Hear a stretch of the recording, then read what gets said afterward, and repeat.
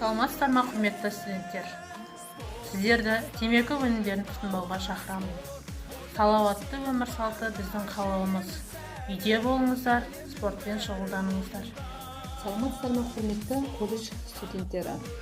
Мен колледж медбикесі Ахимова Алма Шерханқызы. Бүгінгі сіздерге қысқаша айтып өтетін тақырыбым темекінің туралы, темекінің зияндылығы.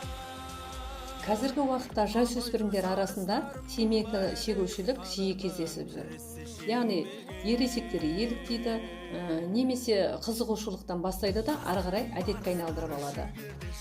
Темекінің зияндылығына келетін болсақ, темекінің түтінінің құрамында никотин, аммиак, формальдегид, тағы да басқа зиянды заттар көп.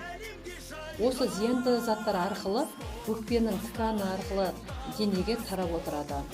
Яғни дәм сезу, иіс сезу, ас қорыту, жүрек қан тамыр аурулары, сілекей бездерінің ұлғаюы, тағы да басқа ауруларға пайда болуына әсерін тигізеді.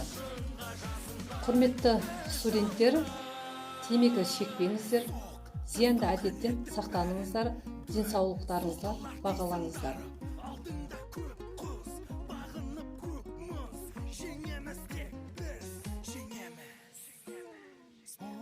Бастаған елімді алға спорт, ойда күш сенім барда жеңеміз әлі.